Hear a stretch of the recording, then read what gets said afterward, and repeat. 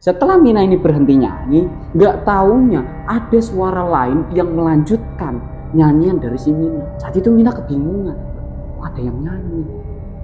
Itu waktu sore hari, sedangkan keluarga Mina semuanya berada di depan. Mina ini nengok segala arah yang ada di kamar mandi. Dia cek hingga di satu titik, di sebuah ventilasi yang ada di kamar mandi tersebut, ada sosok makhluk yang kepalanya ini menonjol. Menonjolnya bukan dari bawah, tapi dari atas, kayak ngebalik gitu.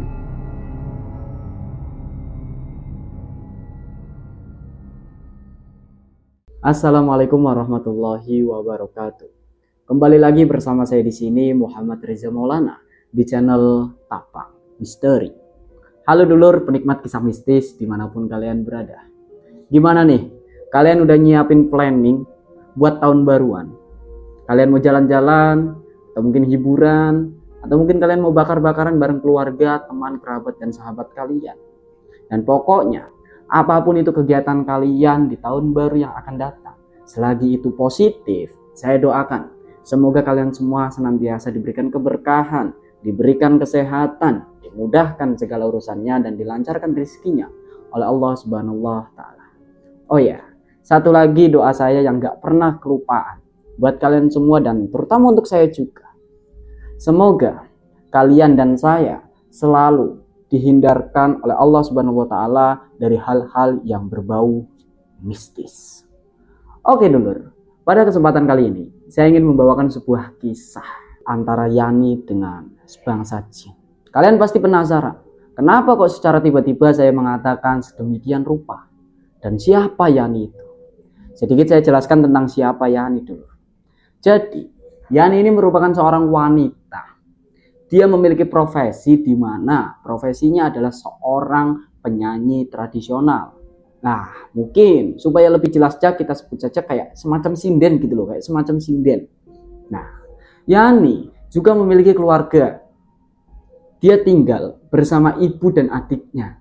Ibu Yani itu bernama Esih, sedangkan adik Yani bernama Sandi. Ayah Yani sudah meninggal saat ia ini sedang bekerja. Dulu ayah Yani ini bekerja sebagai seorang tukang, dan dari pekerjaannya sebagai tukang mengalami sebuah kecelakaan kerja yang mengakibatkan nyawanya harus melayang.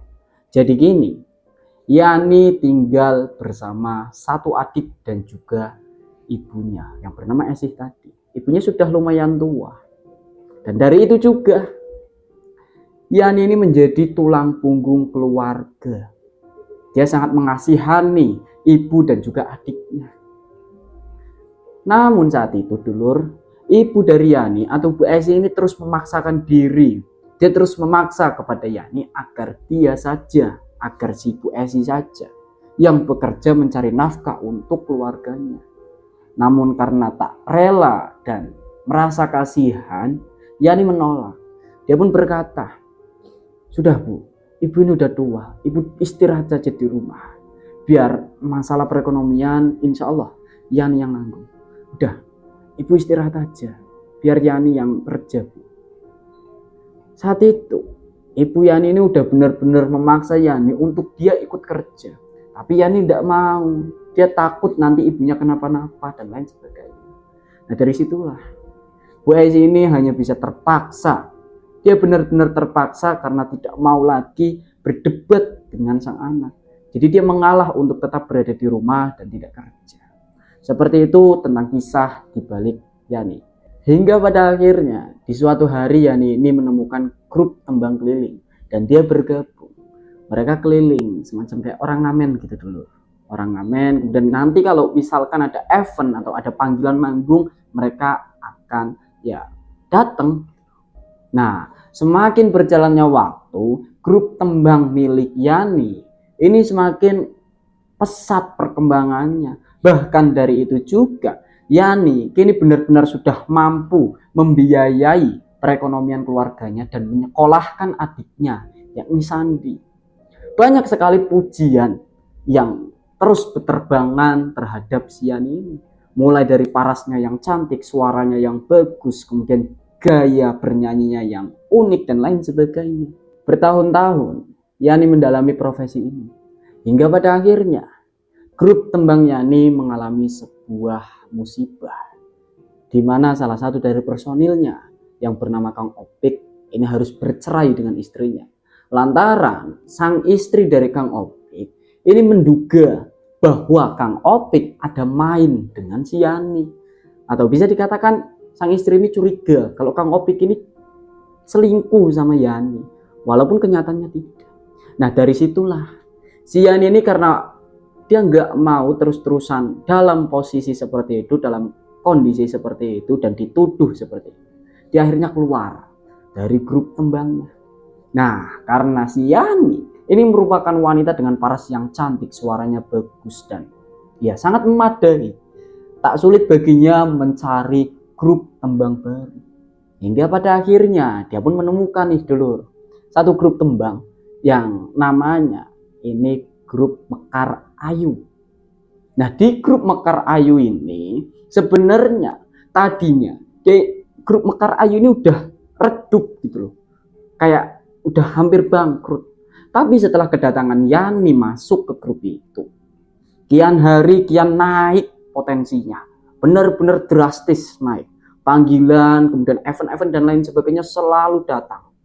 Ketika mereka semua tahu bahwa Yani sudah bergabung dengan grup Mekar Ayu tersebut.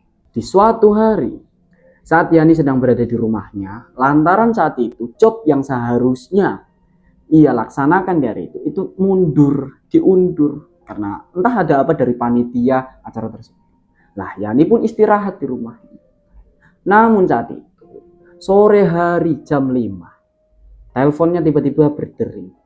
Setelah dicek, itu merupakan nomor tidak dikenal yang tidak ada di daftar kontak milik Yani. Karena Yani penasaran dan dia takut kalau itu adalah orang penting yang mau ngundang grupnya untuk mengisi acara. Jadi diangkatlah saat itu. Saat diangkat, terdengar di ujung ponsel ini langsung spontan bertanya, "Halo Yan, kamu di mana?" Yani kebingungan saat itu. Ini siapa? Kok nelpon tiba-tiba nanya saya di mana? Maaf, ini siapa ya? Ini saya Yan, Opik. Oh Kang Opik, ada apa Kang? Kamu di mana? Di rumah Kang. Kamu bisa ke rumah saya? Oh iya Kang, emang ada apa? Sudah, kamu ke rumah saya saja. Ya Kang, saya ke sana sekarang. Baik, saya tunggu. Saat itu, Yani ini dengan rasa penasarannya, dia beranggapan bahwa Kang Opik yang masih bersama grup lawasnya itu akan memberikan job terhadap si Yani. Nah setelah sampai di rumah si Opik, ternyata semua prasangka baik dari Yani itu salah. Karena setibanya di sana, Opik ini langsung melayangkan berbagai perbuatan tak senonoh terhadap si Yani. Bahkan saat itu, mohon maaf dulu, Opik ini sempat memperkosa Yani. Karena Yani yang udah benar-benar gak bisa berbuat apa-apa, dia cuma bisa pasrah. Nah setelah perbuatan kejinya dilayangkan, Yani baru dipersilakan pulang dengan kondisi Opik yang sedang duduk di ruang tamu sambil meminum minuman keras. Saat itu seakan-akan dia sangat puas. Nah dengan rasa kecewa, dengan rasa yang sudah benar-benar berantakan, lantaran mahkotanya direnggut oleh orang bejat seperti Opik, Yani tertati-tati pulang ke rumahnya. Sampai di rumah dia langsung mandi sambil nangis-nangis di kamar mandi dulu. Saat itu sudah benar-benar hancur sekali perasaan dari Yani ini. Tak hanya sampai di situ dulu. Ternyata berbagai macam bentuk musibah kembali mendatangi kehidupan Yani. Bahkan lebih parahnya, grup Tembang yang ia ikuti saat itu, yakni grup Tembang Mekar Ayu, secara tiba-tiba mendatangkan seorang penyanyi baru yang parasnya ini lebih cantik dan suaranya memang bagus, tidak jauh berbeda dengan si Yani. Hingga sampai akhirnya Yani merasa minder akan kedatangan sosok tersebut. Nah sosok itu adalah Sekar tadi. Si Sekar dijadikan sebagai sinden utama oleh Epul.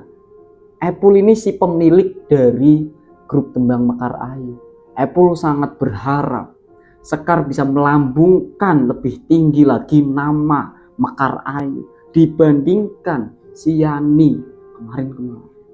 Nah dari situlah Yani semakin merasa minder hingga pada akhirnya dia membuat sebuah keputusan yang menurut saya ini sangat salah. Lantaran saat itu dia berniat menemui seorang dukun yang tergolong sakti mandraguna. Nah dia ingin meminta pertolongan kepada sosok dukun tersebut agar memasangkan sebuah susuk di badannya guna kembali mendapatkan kecerahan di dalam dirinya, supaya orang lain ini terpesona dan tertarik kepada dia, termasuk tadi Epul dan juga semua yang ada di grup tembang Mekar Ayu. Saat itu Yani mendatangi seorang dukun dan dia menceritakan semua apa yang terjadi dan apa yang ia inginkan. Tapi dukun ini kebingungan karena sang dukun ini benar-benar paham kalau Yani itu adalah orang yang bisa dikatakan kurang mampu. Lantas mau bagaimana Yani membayar sang dukun tersebut? Yani hanya menjawab dengan simpelnya, saya bayar mbah pakai badan saya. Dari apa yang dikatakan oleh Yani, ini benar-benar di luar dugaan saya. Lantaran dia rela melepaskan dan menyerahkan kehormatannya kepada seorang dukun demi sebuah profesi yang belum tentu menjanjikan. Namun, apalah daya saat itu Yani sudah benar-benar merasa stres karena profesinya ini semakin anjlok gitu loh. Semakin menurun potensinya untuk berkembang.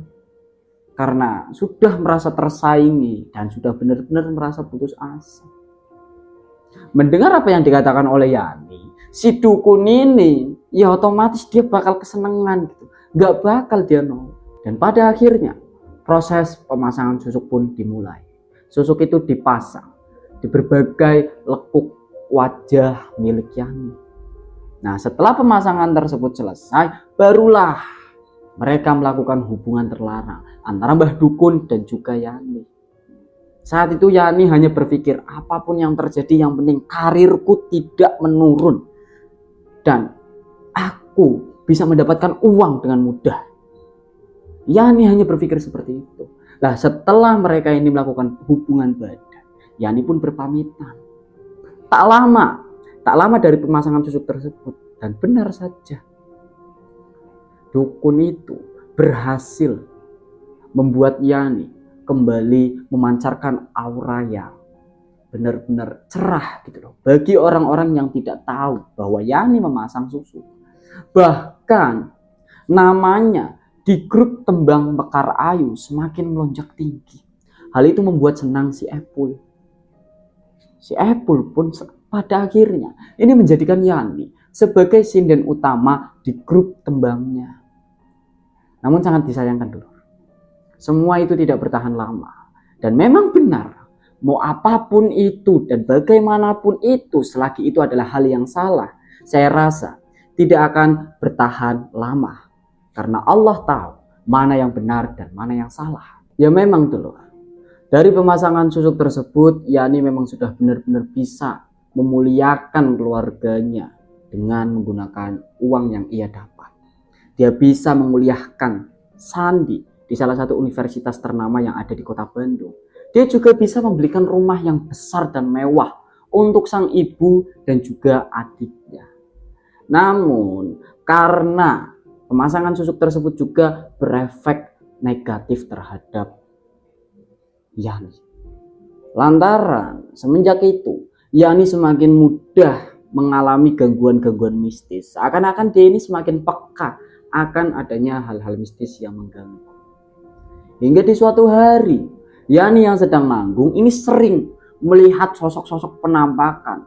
Mulai dari sosok berpakaian baju selayaknya sinden. Penonton yang wajahnya ini benar-benar kayak hancur gitu loh. Sosok makhluk. Ini ada di tengah-tengah penonton, kerumunan penonton, tapi wajahnya hancur. Itu pernah dilihat oleh Yani. Namun karena tak mau dicurigai oleh orang lain, Yani menahan rasa takutnya.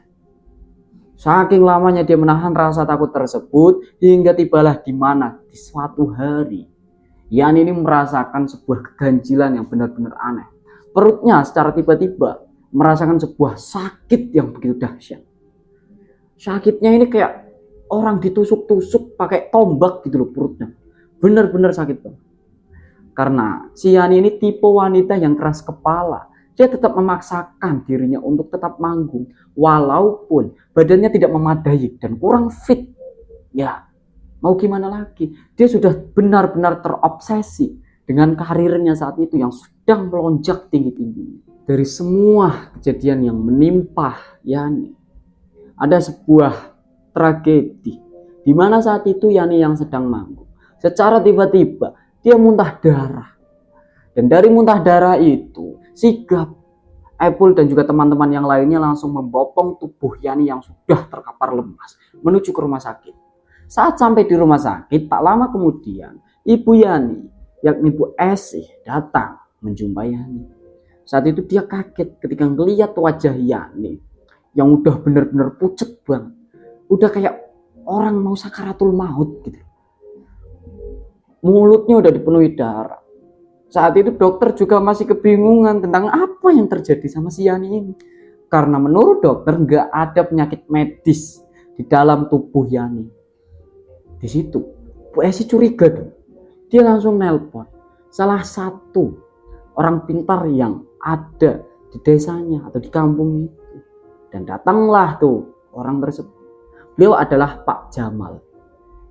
Saat melihat kondisi Yani yang sudah sekarat, Pak Jamal ini bilang, "Astagfirullah, Bu, ini di wajah Yani isinya susuk semua, Bu."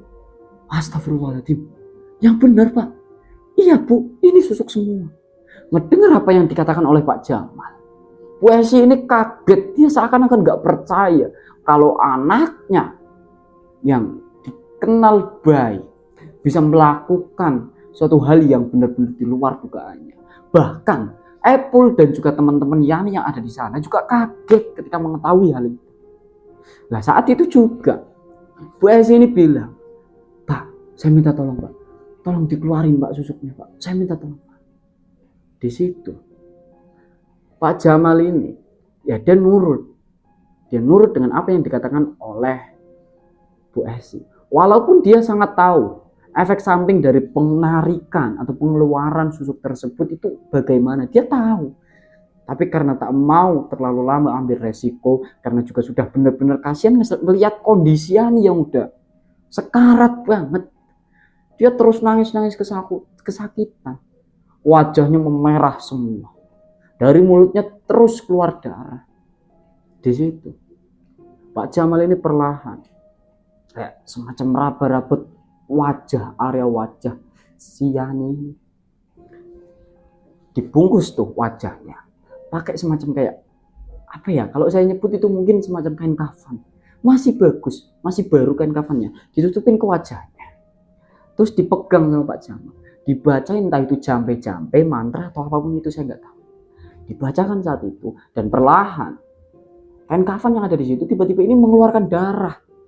Nah, disitulah kelihatan juga tuh ada beberapa jarumnya ini kayak jarum emas yang perlahan keluar satu persatu. Susuk atau jarum emas yang tertancap di wajah Yani ini ditarik oleh Pak Jamal. Dan saat itu juga Yani ini terus berteriak. Dia terus-terusan kesakitan sambil nangis-nangis. Setelah serasa sudah cukup jarum yang tertancap di wajah Yani ini ditarik, barulah Pak Jamal berkata, "Bu, ini sepertinya udah semua. Kita berdoa semoga setelah ini Yani bisa sembuh." Dan mungkin kalian semua juga berpikir kalau setelahnya Yani bakal sembuh. Ternyata tidak. Selang beberapa menit setelah selesai, Pak Jamal ini narik semua susuk yang ada di wajah Yani. Yani tiba-tiba mengalami semacam kayak sakaratul maut. Dia udah bener-bener kesakitan banget. Kayak wah, parah banget kondisinya saat itu. Nah, Bu Asih yang udah benar-benar pasrah Dia cuma bisa terus megangin kening si Yani sambil terus menuntun Yani agar mampu membacakan 2 kalimat syahadat. Hingga pada akhirnya Yani pun gagal membaca 2 kalimat syahadat sebelum ia wafat. Nah, setelah meninggalnya si Yani, kemudian dimakamkanlah, karena warga ini tahu kalau Yani meninggal dengan kondisi yang benar-benar mengenaskan. Apalagi warga ini tahu kalau ternyata si Yani menggunakan susu. Beredarlah beberapa cerita dari segelintir orang yang ada di kampung itu tentang sosok dari arwah si Yani ini. Bahkan ada salah satu kisahnya dulu, di mana saat itu ada seorang warga, rumahnya tak jauh dari rumah si Yani ini. Warga tersebut bernama Mina. Saat itu sore hari, sekitar pukul 5:30 sore, Mina ini beranjak dari ruang tamu menuju ke kamar mandi. Nah, saat itu di kamar mandi, dia ini masuk ya biasa aja gitu. Biasa aja. Bahkan dia sambil nyanyi-nyanyi di kamar mandi. Nah, nyanyinya ini pakai bahasa Sunda si Mina tadi. Setelah Mina ini berhenti nyanyi, nggak taunya ada suara lain yang melanjutkan nyanyian dari si Mina. Saat itu Mina kebingungan. Kok ada yang nyanyi? Itu waktu sore hari, sedangkan keluarga Mina semuanya berada di depan. Ada beberapa yang sudah berangkat ke musola untuk sholat maghrib. Namun di situ Mina ini nengok segala arah yang ada di kamar mandinya. Dia cek hingga di satu titik, di sebuah ventilasi yang ada di kamar mandi tersebut, dia ini ngeliat dari sela-selanya ada sosok makhluk yang kepalanya ini menonjol. Menonjolnya bukan dari bawah, tapi dari atas, kayak ngebalik gitu loh. Sambil terus mulutnya bernyanyi. Dan kalian tahu kan, itu adalah sosok Yani. Wah, di situ Mina udah bener-bener gak karuan. Dia cuma bisa kayak shock banget gitu. Ngelihat sosok Yani yang udah ada di ventilasi kamar mandinya. Jelas banget kelihatan. Gak karuan banget saat itu. Dia cuma bisa terus teriak si Mina ini. Tolong, tolong ada Yani, tolong ada Yani. Hingga pada akhirnya ada salah satu keluarga dari Mina yang mendengar teriakan Mina dan mendatangi kamar mandi tersebut. Kondisi pintunya itu kekunci, didobraklah, brak, dan kebuka tuh. Setelah pintu itu kebuka, Mina langsung nerobos keluar. Dia lari sampai ke ruang tamu. Dia baru menceritakan apa yang dia lihat sama keluarganya tadi. Dia bilang kalau dia ngelihat sosok Yani yang ada di kamar mandi tadi. Di situ kembali beredar lagi beberapa hal-hal yang mengganggu, menghantui, meneror warga di kampung tersebut. Bahkan lebih parahnya lagi tuh loh. Ada salah seorang pedagang. Nah, pedagangnya ini biasa jualan pagi hari, habis subuh. Namanya Mbok Ipah. Saat itu dulu, jam 3 dini hari. Ya, jam 3 masuk pagi itu loh. Mbok Ipah ini lagi berada di dapurnya, lagi masak. Dia lagi masak. Tiba-tiba ada yang ngetok pintu. Jam 3 pagi ada yang ngetok pintu rumahnya. Suaranya ini benar-benar pelan banget. Nggak kayak orang datang buat bertamu itu enggak, kan biasanya tok tok tok tok itu enggak. Tok tok tok. Di situ Mbok Ipah ini heran loh. Siapa pagi-pagi buta mau datang ke sini? Gak lama dari ketokan itu kedengeran suara orang manggil. Mbok, beli mbok, beli mbok. Mbok Ipah yang lagi netral pikirannya, belum berpikir tentang hal-hal yang negatif. Dia nyautin, belum buka nok, nanti aja habis subuh mbok baru buka. Sejenak sosok yang ada di depan pintu ini diem, gak ada suara lagi. Hingga pada akhirnya tiba-tiba Mbok Ipah ngedengar suara seseorang yang sedang bernyanyi tepat di depan pintu belakang rumahnya itu. Jelas banget suaranya. Nah, nyanyiannya ini nyanyian sinden kuno yang pakai bahasa Sunda.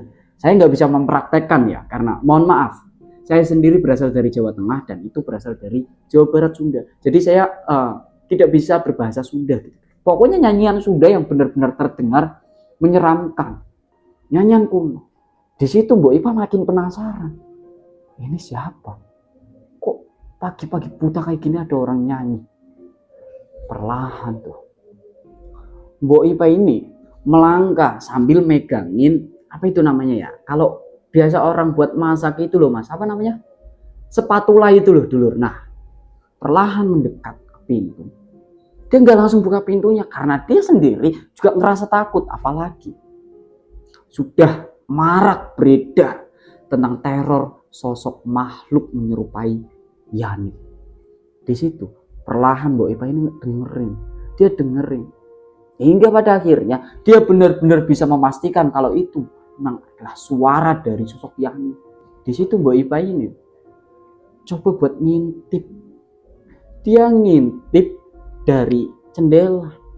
Dia intip dan ternyata sosok tersebut terus menatap ke arah Mbok Ipa yang berada di balik jendela sambil terus nari-nari.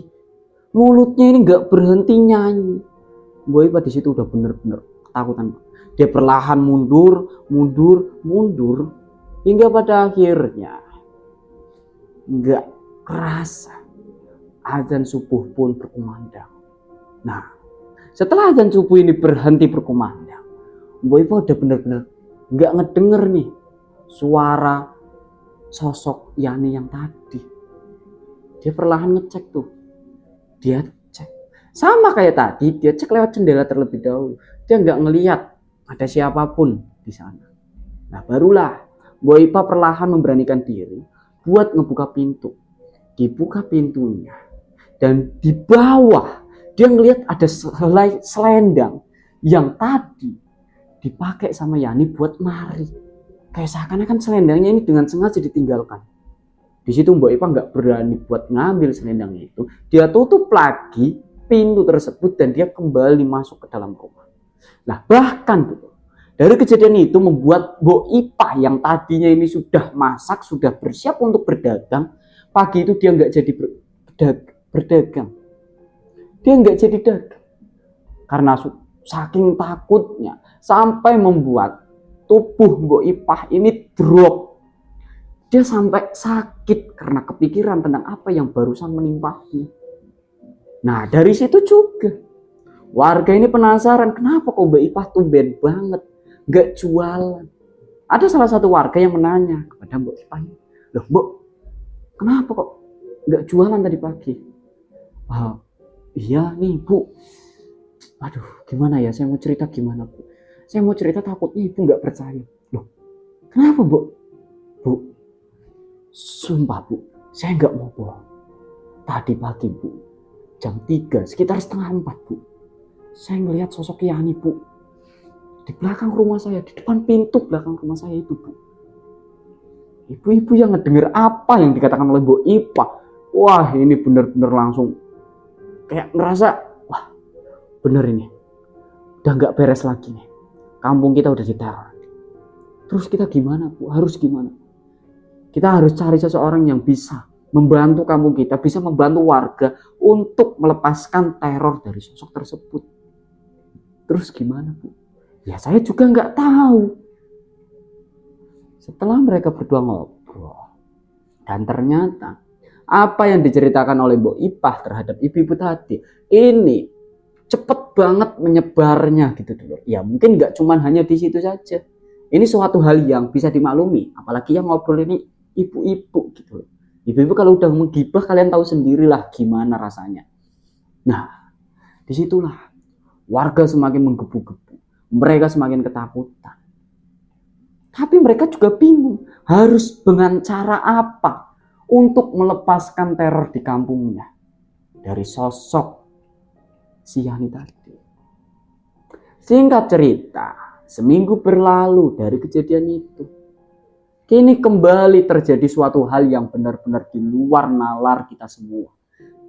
Ada satu keluarga terisi dari seorang pria bernama Mas Doni, kemudian istrinya bernama Mbak Ayu, dan anaknya, ini masih kecil anaknya dulur ya, anaknya masih kecil, baru bisa berjalan mungkin ya, itu bernama Yuda. Mereka tinggal di sebuah rumah yang besar karena mereka merupakan satu keluarga terpandang. Nah, dulunya Mas Doni ini adalah seorang yang pernah memanggil almarhumah Yani untuk mengisi sebuah acara di rumahnya. Di suatu malam, saat itu belum terlalu larut malam, sekitar jam setengah 8 malam, anaknya yang masih kecil secara tiba-tiba berada di teras rumah. Dia sendirian, sedangkan ibunya atau tadi Mbak Ayu itu tertidur di depan TV. Nah, hal itu diketahui oleh Mas Doni yang baru pulang kerja. Saat itu Mas Doni kebingungan. Loh, kok Yuda bisa ada di sini? Dibawalah tuh si Yuda ini digendong. Dia digendong. Nah, baru Mas Doni ini ngeliat istrinya yang udah ketiduran di depan televisi. Dibangunin tuh. Dek, bangun. Kamu gimana sih? Ini kok Yuda bisa sampai ke depan itu? Kamu itu gimana? Kok bisa ketiduran? Hah? Loh, Mas, emang iya? Iya, Dek. Ini si Yuda tadi di depan. Orang aku yang baru pulang, aku yang gendong, aku bawa ke sini kok. Saat itu, spontan, Mbak Ayu nanya, Adek, kok bisa di luar sih? Mainan sama siapa? Karena saat itu, Yuda ini belum terlalu lancar berbicaranya. Dia cuma bisa kayak nunjuk-nunjuk sambil bilang, Mbak.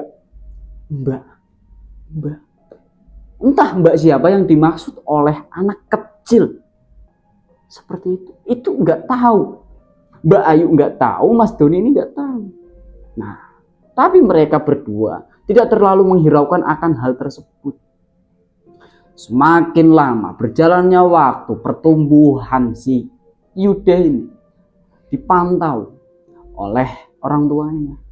Namun di suatu malam, saat itu jam 10 malam, secara tiba-tiba si Yuda yang sudah tertidur ini terbangun. Dia terbangun langsung berdiri. Dia langsung berdiri dari tempat tidurnya dan melangkahi kedua orang tuanya. Dia keluar dari rumah. Saat itu Mas Doni ngelihat kejadian itu di pagi harinya karena terpantau dari CCTV yang ada di rumahnya. Dia ngelihat si Yuda ini tiba-tiba kayak bangun, berdiri, dia jalan. Nah, satu hal yang aneh. Saat itu Mas Doni benar-benar sadar kalau Yuda itu berjalan dengan sangat lancar. Kayak dia ini udah bisa jalan udah lama gitu loh.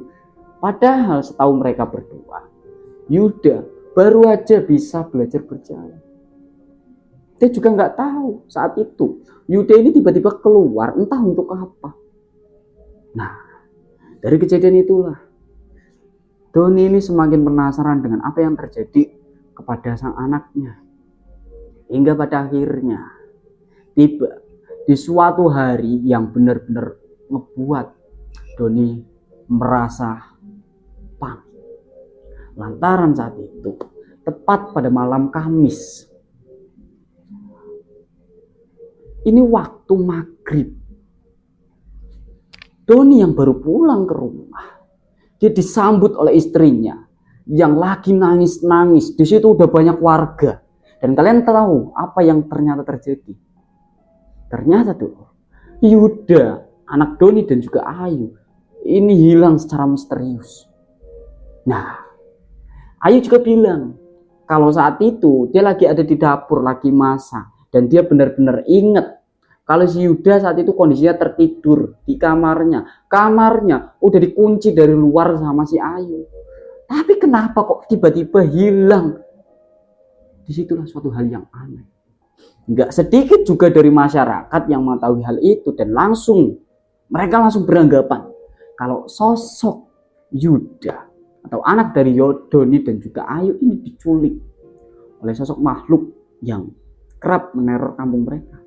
Dan siapa lagi kalau bukan sosok dari arwah Yani. Namun Ayu dan juga Doni tidak mempercayakan hal itu. Mereka tetap mencari gitu. Malam pertama dari hilangnya si anak tadi, warga ini berbondong-bondong mencari. Dan mereka ini nyari ramai-ramai. Lah, nyarinya itu cuman pakai bawa kayak semacam lentera gitu ya. Lentera, senter, terus wajan dan berbagai perabotan rumah tangga lainnya. Dipukulin sambil terus manggil nama Yuda. Terus dicari keliling kampung sampai ke hutan-hutan yang ada di sana itu nggak ketemu sama sekali. Di situ heran mereka. Lah di pagi harinya, karena itu hilangnya sudah mungkin sekitar 24 jam, barulah Doni ini melaporkan kejadian tersebut kepada pihak berwenang. Karena dia masih berpikir nalar logikanya manusia. Namun ternyata pihak berwenang pun gagal dan tidak bisa menemukan tanda-tanda keberadaan sosok Yuda. Di suatu malam, ini kondisinya si Yuda ini belum ketemu. Nah malam itu Ayu yang lagi sholat di tengah malam, dia meminta pertolongan kepada Yang Maha Kuasa untuk segera dipertemukan kepada sang anak. Tiba-tiba dia lagi khusyuk doa, dari belakangnya ada yang nyolek. Benar-benar ada yang nyolek, dia rasa ada yang nyolek. Dia kira itu adalah Doni yang terbangun dan mau ikut sholat bareng dia. Setelah ditengok, gak ada siapa-siapa. Benar-benar gak ada siapa-siapa. Gak mau menghiraukan akan hal itu. Ayu terus berdoa. Gak lama dari doanya itu, dari telinga bagian kanannya, dia ngedengar ada suara bisikan. Bisikannya itu gini, bro. Dok, anak kamu itu di bawah, Dok. Kamu harus minta tolong sama orang yang tahu, Dok. Kamu cari anakmu, Dok. Kasihan, Dok. Kasihan anakmu, Dok. Dia belum makan, Dok. Dia belum nyusu, Dok. Kasihan. Dengar suara itu, bulu kuduk dari Ayu ini benar-benar berdiri semuanya. Setelah suara itu berhenti, barulah Ayu berani nih nengok ke belakang dengan keras. Lagi dan lagi. Dia nggak nemuin siapapun di belakangnya. Dia di situ langsung cepet-cepet buat nyopot mukenanya dan kembali ke ranjangnya. Dia tidur tuh. Lah di pagi harinya dia baru menceritakan apa yang dialaminya kepada sang suami, yaitu Doni. Lah menanggapi tentang apa yang dikatakan oleh si Ayu, Doni ini berkata, ya sudah, kalau misalkan memang seperti itu, kita harus mencari cara lain karena polisi udah benar-benar gak bisa ngebantu kita. Terus gimana, Mas? Kita mau minta tolong ke siapa, Mas? Kasihan Mas Yuda, Mas. Dia masih kecil, Mas. Gak kebayang, Mas, gimana dia saat ini, Mas? Dia udah makan belum? Ayu ini udah benar-benar gak tahu. Lah di situ karena Doni udah benar-benar gak tega banget sama istrinya, dipeluklah sambil dia berkata, sudah Dek, tenang aja. Nanti Mas bakal minta tolong sama teman Mas. Mas bakal minta tolong buat dibantuin buat nyari anak kita, Dek. Udah, kamu tenang aja. Kamu jangan terlalu kepikiran, nanti kamu sakit. Setelah itu dulu sore harinya, benar saja, rumah mereka kedatangan seorang tamu muda, masih muda, usianya mungkin sepantaran dengan Mas Doni ini. Mereka pun terlihat sangat akrab dan ternyata itu adalah Kang Irwan. Nah, sedikit saya jelaskan tentang siapa Kang Irwan sebenarnya. Jadi gini dulu ya, sebelum si Doni ini menikah dengan Mbak Ayu, dia pernah mengikuti sebuah padepokan Sunda yang ada di kampungnya. Nah, sosok Kang Irwan itu merupakan guru dari Doni ketika Doni masih menjadi murid di padepokan tersebut, gitu loh. Dari situlah mereka berdua ini akrab. Nah, setelah Kang Irwan ini dipersilakan masuk, Doni pun menceritakan tentang semua hal yang terjadi terhadap keluarganya, tentang anaknya yang hilang dan lain sebagainya. Saat itu, Kang Irwan menanggapi dengan 3 kata. Anakmu diculik, didemit. 3 kata. Mendengar apa yang dikatakan oleh Kang Irwan, Doni ini kaget bukan main. Ternyata apa yang dikatakan oleh warga sebelumnya dan apa yang diduga oleh warga itu memang benar. Kalau anaknya diculik oleh Dedemit, walaupun dia nggak tahu Dedemit itu sosok siapa dan seperti apa. Kemudian Kang Irwan pun menjelaskan, anakmu itu diculik sama Dedemit yang kamu sendiri kenal sama sosok tersebut. Kenal? Maksudnya gimana, Kang? Sosok Dedemit itu warga di sini juga. Kang, sumpah Kang, saya nggak paham dengan apa yang dimaksud oleh Kang Irwan. Gini pernah inget nggak dulu waktu ngadain acara di rumah itu kan manggil saya. Doni juga kan manggil grup tembang yang dari kampung itu kan. Inget kan? Oh iya saya inget Kang. Lah itu kan apa hubungannya Kang? Jadi gini sosok Dedemit itu merupakan sosok penyanyi dari grup tembang tersebut. Dan dari situ juga Doni langsung sadar karena ternyata yang nyulik anaknya tak lain adalah sosok almarhumah dari si Yani. Dengar hal itu, dia kaget bukan main. Dia terus bertanya, Kang, terus gimana Kang cara saya buat ngebalikin anak saya Kang? Terus kondisi anak saya gimana Kang? Kang Irwan ini bilang, kamu tenang aja, anakmu itu masih hidup dalam kondisi sehat walafiat. Apa yang dikatakan oleh Kang Irwan ini secara tiba-tiba dibantah oleh Mbak Ayu yang udah benar-benar merasa panik ketika anaknya. Kang, gimana kita mau tenang Kang? Anak saya itu udah hilang beberapa hari yang lalu, dia belum makan Kang. Gimana Kang kita bisa tenang Kang? Anak kamu itu dalam kondisi waras, sehat, tenang aja. Saya janji, saya bakalan ngebantu kalian berdua untuk ngebalikin anak kamu. Caranya gimana, Kang? Gini,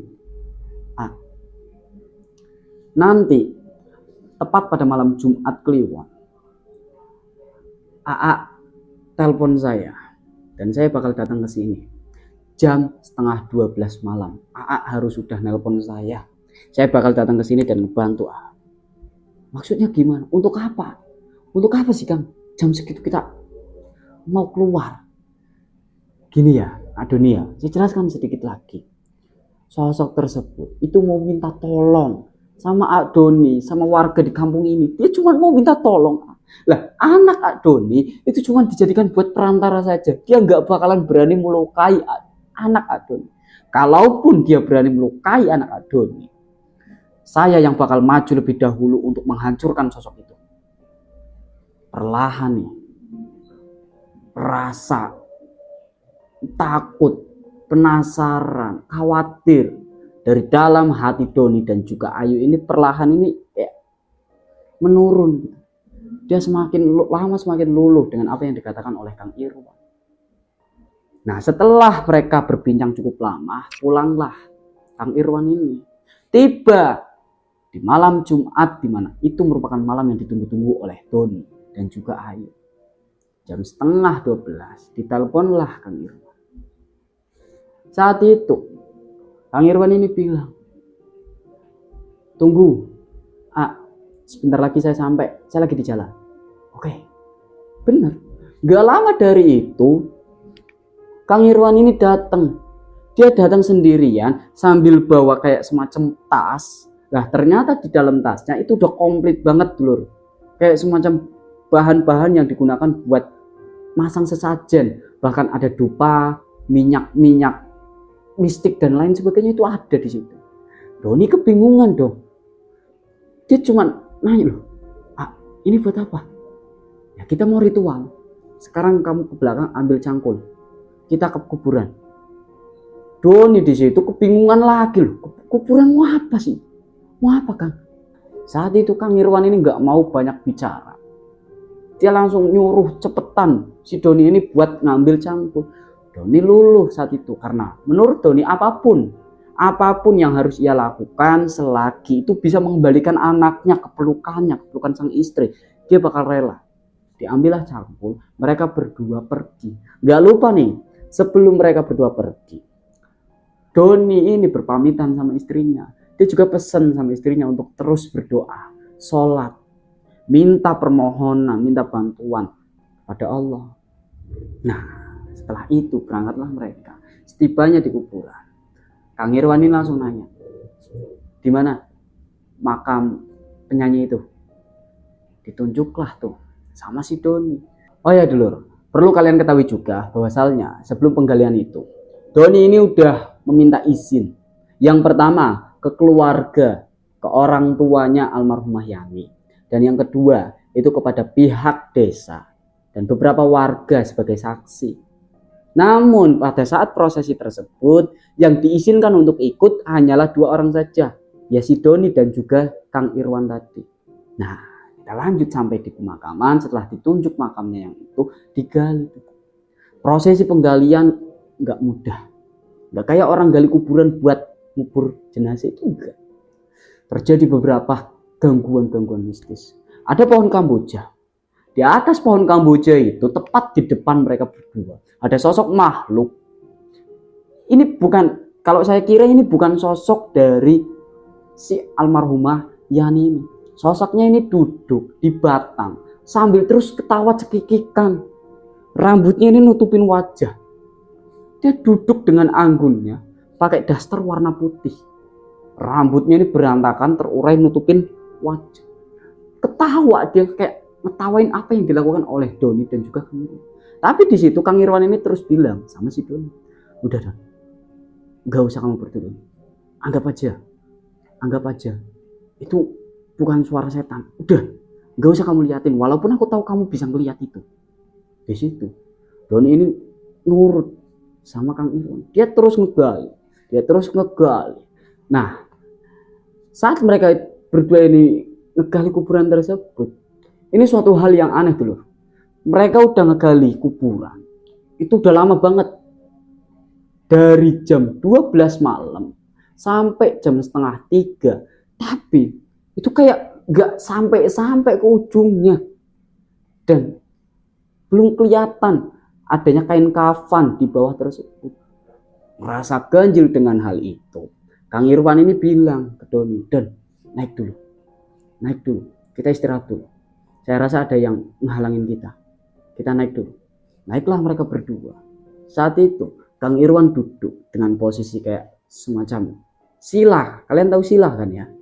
Dia duduk di situ, melipat kakinya sambil kayak orang bertapa, terus membacakan kayak bacanya ini kayak semacam bacaan Arab gitu loh. Entah bacaan apa, saya kurang paham ya dulu ya. Bacaan Arab di situ dibacakan terus. Nah, belum selesai, si Kang Irwan ini membacakan apa yang ia lakukan itu. Angin, wah, bener-bener berantakan banget. Angin ini tiba-tiba menghembus dengan sangat kencang. Bahkan Doni saat itu benar-benar ketakutan dengan apa yang terjadi saat itu. Dia ini terus bertanya, Kang, ya Allah, Kang, ini ada apa, Kang, saya takut, Kang, ini ada apa? Udah, diam. Terus berdoa aja, istighfar aja terus.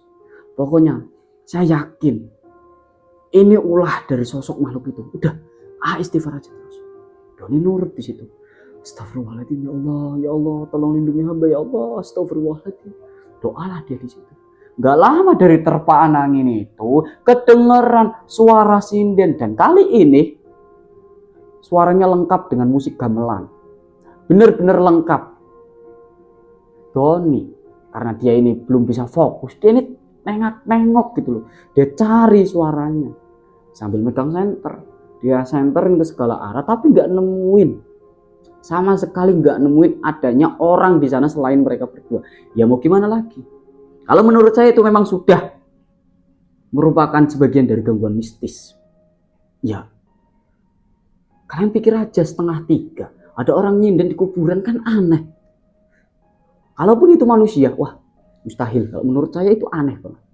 Nah, saat lagi nyari-nyari, tiba-tiba dia ini ngeliat, kan posisi Kang Irwan ini ada di sampingnya. Dia ngeliat nih, di pundak Kang Irwan bagian belakangnya ada tangan yang secara tiba-tiba ini merangkul. Itu benar-benar dilihat jelas oleh Doni. Tangannya ini kayak busuk banget. Kukunya panjang. Merangkul pundak Kang Irwan. Tapi Kang Irwan ini kayak orang nggak ngerasa apa-apa. Di situ Doni ini nengok, dia langsung nengokin kembali wajahnya. Cukup lama mereka. Saat itu gangguan terus berlanjut, benar-benar berlanjut. Kayak suara orang ini berjalan, kedengeran serak, serak, serak. Ada pohon yang tiba-tiba bergerak dengan sendirinya. Bahkan suara dari jeritan, tangisan, tawaan itu tak luput pada malam hari itu. Ada juga satu suara yang benar-benar aneh, entah dari mana asalnya, karena suara tersebut secara tiba-tiba brak. Entah suara apa, kayak ada orang ngebanting benda kencang banget, brak. Di situ Doni ini kebingungan, itu di kuburan, tapi ada suara semacam itu. Dia udah benar-benar pasrah, Bang. Nah, gak lama dari itu, karena saat itu udah benar-benar, wah kacau banget. Doni ini memutuskan untuk menyerah. Dia bilang ke Kang Irwan yang ada di sampingnya, yang lagi fokus kayak semacam bertapa. Kang, saya udah benar-benar capek, Kang. Saya udah gak kuat, Kang. Ayo Kang, kita pulang aja, Kang. Saya gak kuat, Kang. Kang Irwan sambil merem, sambil terus, dia ini bilang gini, sebentar, kamu sabar. Kita tunggu sampai waktu adzan subuh tiba. Kalau memang benar-benar gak bisa, kita jebol kuburan ini. Kita baru pulang. Ditunggulah tuh. Dan pada akhirnya adzan tiba ini, adzan ini berkumandang. Jelas banget kedengeran. Saat adzan ini berkumandang, Kang Irwan ini bilang, Don, cepetan. Kita harus cepet ngegali kuburan ini sebelum adzan ini berhenti. Cepetan kita gali. Langsunglah di situ gali. Digali nggak lama baru kelihatan tuh ada semacam kayak bujur putih.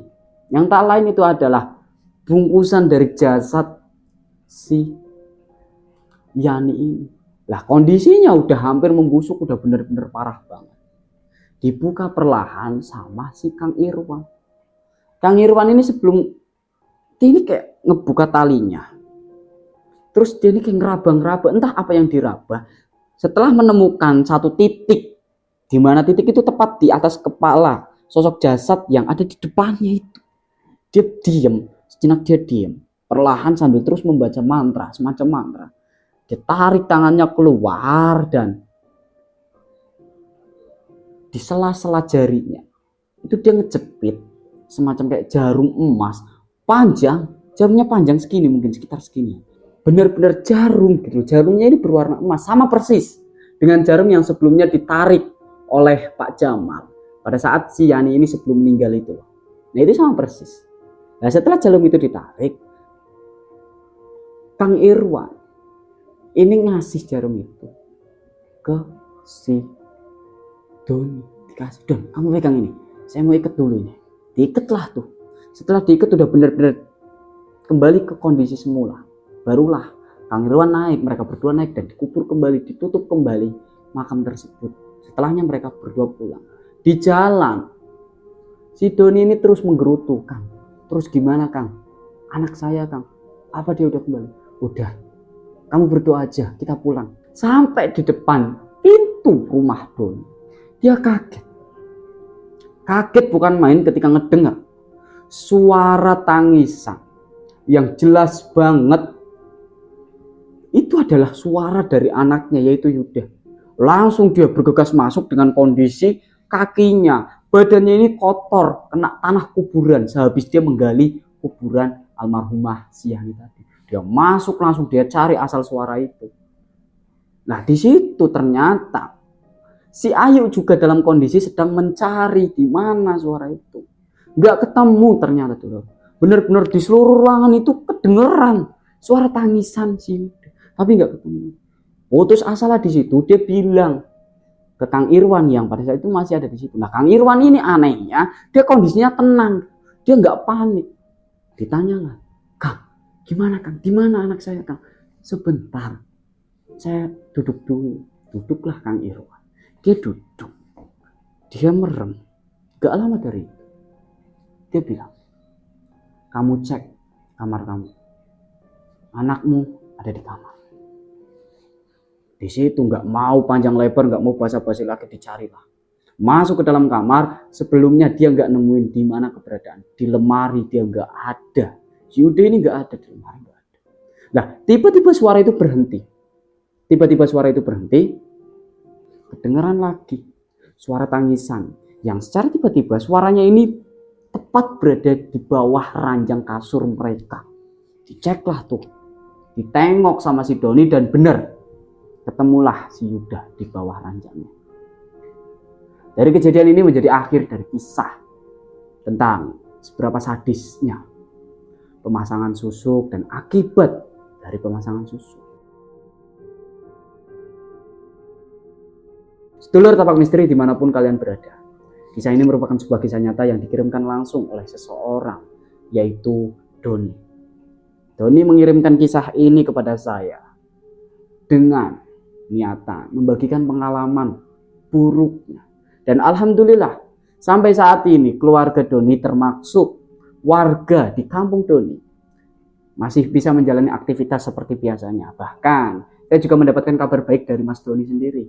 Karena saat ini anak beliau itu sudah menginjak usia dewasa, sudah mulai masuk ke jenjang sekolah menengah atas. Dan saya ucapkan terima kasih buat Mas Doni, keluarga, dan masyarakat di kampung Mas Doni yang sudah mau mensupport channel kami dan sudah mau membagikan kisah mistis yang pernah kalian alami. Dan di sini juga saya ingin menyampaikan kepada pemirsa semuanya dimanapun kalian berada, bahwa cerita yang dibagikan oleh Mas Doni kepada saya sudah melalui proses ACC atau proses persetujuan dari keluarga almarhumah Yani yang disebutkan dalam kisah ini. Semua warga maupun keluarga Yani telah mengikhlaskan sosok Yani untuk pergi selama-lamanya dari kehidupan mereka. Dan dari kisah ini juga mengajarkan kepada kita semua untuk tetap bersabar dan terus mempercayai bahwa segala sesuatu takdir yang kita miliki itu semua sudah tercatat oleh Allah di Lauhul Mahfuz. Dan mungkin itu saja yang dapat saya sampaikan pada kesempatan kali ini. Jangan lupa buat kalian semua yang belum klik tombol subscribe-nya, buruan klik tombol subscribe-nya, nyalakan notifikasi loncengnya, dan share sebanyak-banyaknya ke teman kalian supaya channel ini semakin berkembang dan saya semakin bersemangat membagikan kisah-kisah mistis yang kalian kirimkan. Oh ya, satu lagi buat kalian semua dulur. Buat kalian yang penasaran dan kalian yang pengen membagikan kisah-kisah mistis yang pernah kalian alami, bisa kirim ke nomor yang sudah tertera di sini. Mungkin itu saja yang dapat saya sampaikan, kurang lebihnya mohon maaf dan saya pamit undur diri sampai bertemu di sesi selanjutnya. Wallahul muwaffiq ila aqwamit thoriq. Wassalamualaikum warahmatullahi wabarakatuh.